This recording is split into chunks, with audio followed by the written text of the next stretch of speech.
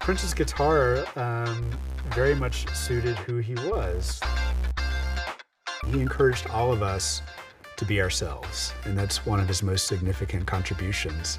Even his guitar did that. I mean, this is kind of the key to understanding Prince through an object.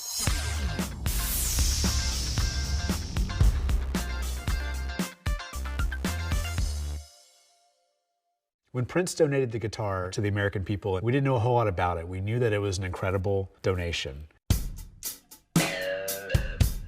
When Prince began actively pursuing a career as a musician, he began to establish himself in this landscape of music that was heavily steeped in the time in disco and funk. After a stretch of time, a lot of albums, from the Beatles and Bob Dylan and others in the 1960s and early 1970s had really invited contemplation. But a new revival of dance had really swept the country. And Prince was very much a part of that, and that was a fundamental part of his DNA that remained in place for the rest of his career. He built slowly a career through the late 1970s and the early 18s. Ladies and gentlemen, here is Prince. People knew who Prince was. He wasn't a superstar. I mean, this is not the kind of music that comes from Minneapolis, Minnesota. No. You're very shy, modest. So by 1982, when he released 1999, he had developed a following in different parts of the country and then totally hit the airwaves across the country with the singles that came off of that record.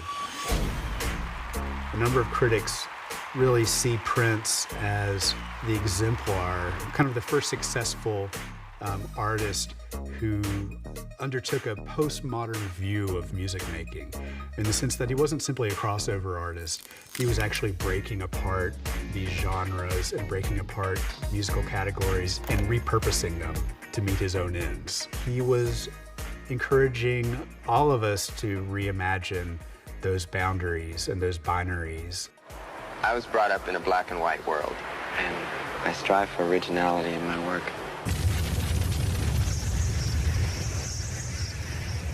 The early 80s are defined visually in many ways through the influences of MTV, which was strike at the imaginations of teenagers in profound ways. Prince was one of the very first to challenge that virtual exclusion of black artists on MTV when he produced 1999.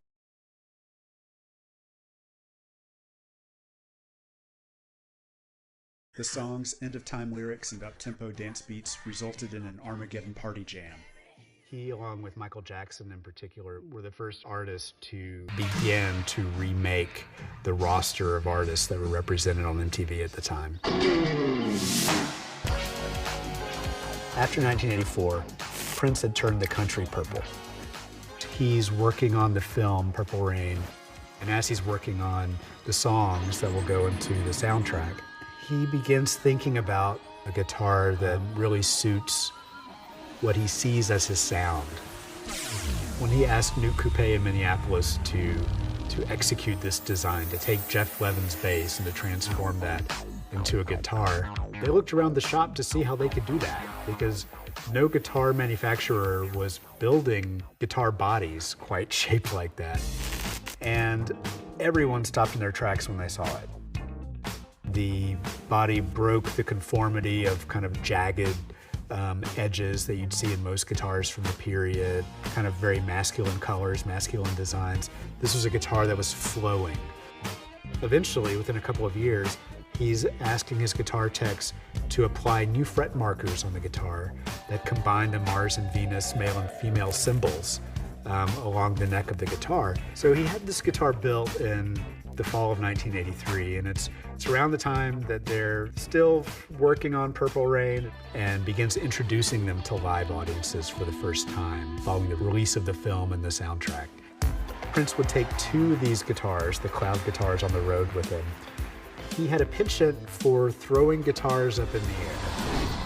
So he would, in dramatic flair, sling these guitars that were custom built for him, these beautiful jewels. He would just throw them up in the air And often the roadies would catch them. They didn't always catch them. Sometimes they came crashing down on the stage and would break in half. So he began shipping them back to Minneapolis, where the crew would rebuild the guitar, strip the paint, they'd repaint it a different color, and then he would coordinate guitars with his clothes that he was going to wear on stage. Prince donated the guitar to the Smithsonian in 1993, and it was a relatively unceremonious affair. He essentially packed up the guitar and shipped it. The Smithsonian staff at the time developed the story around Nuke Coupe, the company in Minneapolis that had developed the guitar. The staff immediately noticed on the back of the guitar, there's a little fleck of another color underneath the yellow paint. John Woodland, who's managing the guitar collection at Paisley Park, reached out to us. He believed that some specific analysis of the guitar might help us to better understand its history. We loaded up the guitar under armed guard in a van, drove it about 600 feet next door to the Natural History Museum, brought it inside and ran it in the CT scanner. The CT scan revealed for us what the guitar was made from and how it was made and how well or not it was taken care of. We were able to identify 7 distinct layers of paint on this guitar. The colors included white, peach, there's a couple different layers of yellow as well.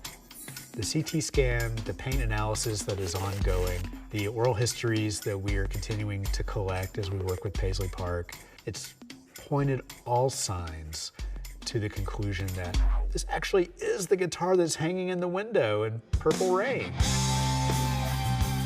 in the film as a white instrument. But this is the guitar that's on the cover of Sign of the Times, which is perhaps his most critically acclaimed album. It was a feeling of discovery that I'd never experienced before, and a feeling of joy. Everything comes together with this instrument.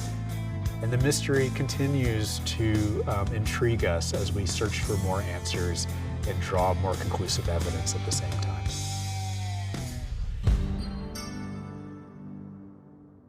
There's an exuberance about the song Purple Rain that was totally enchanting. As a kid growing up in southeastern Alabama, he represented a world that I had not yet encountered but was eager to find.